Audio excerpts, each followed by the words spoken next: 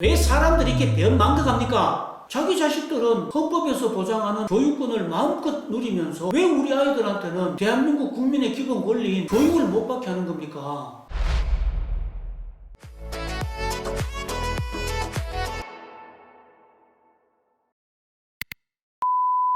안녕하십니까? 권오일TV 교육은 소통과 공감이다. 권오일입니다. 반갑습니다. 오늘은 우리 사회가 일반적으로 장애를 잘못 알고 있으면서도 그런 사실조차도 깨닫지 못하고 있고, 그래서 결과적으로 이 장애인들에게 상처를 주는 우리 사회의 현실과 또 어떤 인식을 가져야 하는지에 대해서 함께 생각해 보겠습니다.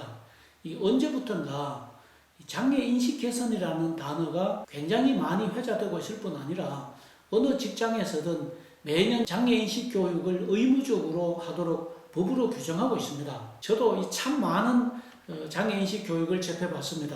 이야, 정말 좋은 거 아니다. 어쩜 저렇게 다양하고 해박할 수 있을까? 이런 감탄을 할 때도 많았습니다. 저는 제가 직접 경험한 부분을 말씀드리고자 합니다. 먼저 재미있는 이야기를 하나 하겠습니다. 혹시 재미없으시면 미리 죄송하다는 말씀을 드리겠습니다.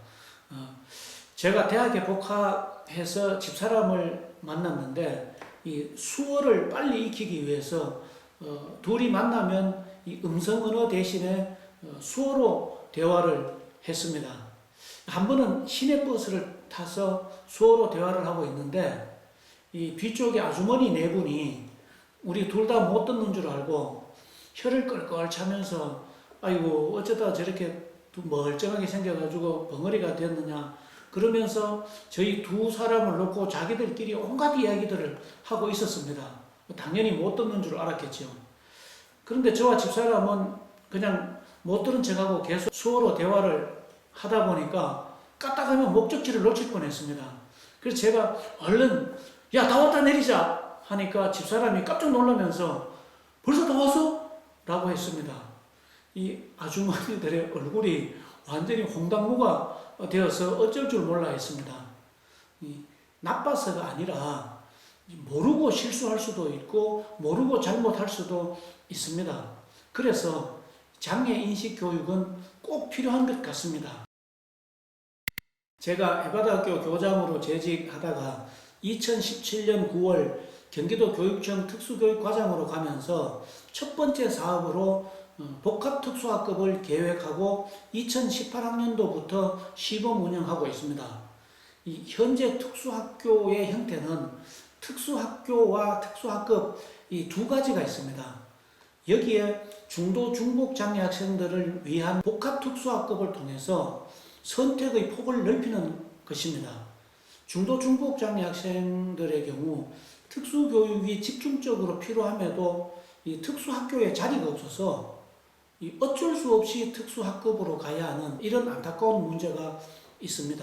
복합특수학급을 운영하는 학교에는 교사 수와 그리고 보조 인력, 예산 지원 등 이 다양한 지원을 하고 있습니다. 현재 여러 개 학교에서 복합특수학급을 운영하고 있는데 학부모님들의 만족도는 거의 만점에 가깝습니다. 그러나 결코 순탄하지 않았습니다. 모 초등학교에 복합특수학급을 시범 운영하려고 하자 학부모님과 운영위원들의 반발은 엄청났습니다. 어찌 보면 서울 강서구 특수학교 설립 문제로 무릎을 꿇었던 사건보다 더 강하고 직접적인 반발일 수도 있었습니다.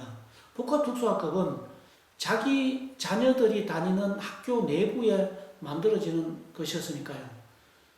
부모님, 운영위원님들과 간담회를 학교 4층 교실에서 갖게 되었는데 분위기는 이미 시작하기 전부터 심상치 않았습니다. 자기들이 답변해보라고 이야기를 해서 답변을 시작하자마자 듣지도 않고 사정없이 삿대질을 동반한 공격을 퍼부었습니다. 이미 자기들끼리 역할 분담을 하고 온 것 같았습니다. 약 30분 동안 저는 듣고만 있으면서 이걸 마음속으로 어떻게 이걸 대응해야 할까 고민을 했습니다. 이윽고 어느 부모님이 큰 소리로 도 고등교육청 특수위 과장이 한번 이야기해보세요! 라고 해서 제가 이야기를 시작했습니다. 그런데 이야기를 시작하자마자 듣지도 않고 여기저기서 사정없이 소리를 지르면서 공격을 했습니다. 저도 버럭 소리를 지르면서 질문을 했으면 일단 들어보고 말씀하세요. 제가 지금 무슨 이야기를 합니까? 왜 듣지도 않고 공격부터 합니까? 라고 하자 어느 어머님께서 왜 하필 우리 학교에서 하느냐고 하시길래 제가 더 큰 소리로 왜 하필 이 학교에서 반대하고 있습니까? 아니 우리 애들이 무슨 죄인입니까? 우리 애들이 무슨 천덕꾸러기입니까? 우리 애들이 이 학교에 와서 무슨 피해를 주는지 저를 설득해 보세요. 설득되면 저 포기하겠습니다. 아니 우리 아이들이 장애가 있으니까 어머님들 자녀들이 10이라는 혜택을 받고 있는데 우리 아이들한테 1이나 2를 양보해서 8이나 9만 혜택을 받으세요 라고 하는 게 아니지 않습니까? 어머님들 자녀들에게 아무런 피해를 주지 않습니다. 그런데 왜 반대하십니까? 자기 자식들은 헌법에서 보장하는 교육권을 마음껏 누리면서 왜 우리 아이들한테는 대한민국 국민의 기본 권리인 교육을 못 받게 하는 겁니까? 무슨 그런 심보가 있습니까? 우리 애들은 더 잘해줘도 힘들고 어려운 애들입니다. 그런데 그런 애들을 도와주지는 못할 망정 왜 교육을 못 받게 합니까? 라고 하면서 대단히 죄송하고 조심스럽고 결과적인 표현입니다만 왜 사람들이 이렇게 변망덕합니까? 라고 소리치자 어떤 어머님께서 무슨 그런 심한 말을 하느냐고 해서 제가 이렇게 말씀을 드렸습니다. 거듭 대단히 죄송합니다만 왜 여러분들이 결과적으로 변망덕한지 말씀드리겠습니다. 여기 4층 올라오실 때 엘리베이터 타고 올라오셨죠. 엘리베이터를 연구 개발할 때 지체장애인들이 계단을 올라오지 못하거나 어렵기 때문에 지체장애인들을 위해서 개발한 것입니다. 그런데 지금 비장애인들이 훨씬 더 많이 보편적으로 이용하고 있습니다. 그리고 이 휴대폰을 들어 보이면서 휴대폰 영상통화가 있어서 얼마나 편리합니까? 자녀들이 외국에 가 있어도 얼굴을 보면서 통화할 수 있습니다. 그런데 이 영상통화를 처음 개발할 때 비장애인들을 위해서 한 것이 아닙니다. 청각장애인들은 수어를 통해서 소통을 하는데 얼굴 모습이 보이지 않으면 통화 자체가 어렵기 때문에 청각장애인들을 위해서 만든 겁니다. 자, 그런데 청각장애인들만 사용합니까? 여러분들도 다 사용하고 있지 않습니까? 그리고 유아교육에서 몬테소리를 빼면 할 말이 없을 정도입니다. 그런데 이 몬테소리라는 사람은 특수교사입니다. 몬테소리라는 특수교사가 이 교육 프로그램을 개발할 때 비장애 학생들을 염두에 두고 만든 것이 아닙니다. 장애인들을 위해서 연구 개발한 것인데 비장애 학생들에게 그대로 적용이 되고 있습니다. 장애인들 덕분에 이렇게 많은 혜택을 누리고 살면서 왜 반대하십니까? 여러분들이 알든 모르든 여러분들은 장애인들로 인해서 받는 혜택이 엄청 많습니다. 그 많은 혜택을 누리고 살면서 고마워하기는커녕 반대만 하시기 때문에 결과적으로 변망덕하다는 표현을 한 것입니다. 이 이야기를 하는 과정에서 저도 모르게 이 감정이 북받쳐서 좀 울먹이게 되었습니다. 다행히도 이분들이 모두 상식적이고 좋은 분들이라서 제 이야기에 공감해 주셨습니다.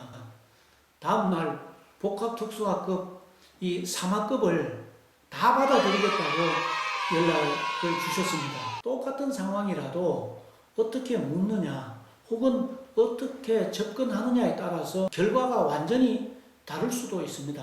친구 두 사람이 길을 가다가 한 친구가 야 목사님한테 가서 예배 시간에 담배 피워도 되느냐고 물으면 어떻게 할까 하니까 옆에 있던 친구가 말도 안 되는 소리 하지 말라고 그게 말이 되냐고. 그러니까 이 친구가 그럼 가서 한번 물어봐라. 그러니까 옆에 친구가 목사님을 찾아가서 목사님 예배 시간에 담배 피워도 됩니까? 그러니까 이 목사님께서 노발대발 하시면서 무슨 말도 안 되는 소리를 하느냐고 막 야단을 쳤습니다. 나와서 옆에 친구에게 그거 봐, 당연히 안 되잖아 하니까 이 친구가 그럼 내가 가서 여쭤보겠다. 그 다음 친구가 목사님께 가서 목사님 담배를 피우고 있는 와중에도 기도를 할 수 있습니까? 하니까 목사님께서 다정한 표정으로 어깨를 두드리면서 이 사람아, 기도는 어떠한 상황 속에서도 할 수 있다네.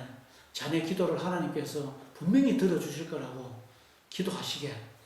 이렇게 이야기했습니다. 그러니까 이 친구가 나와서 옆 친구 보고 그거 봐도 되잖아.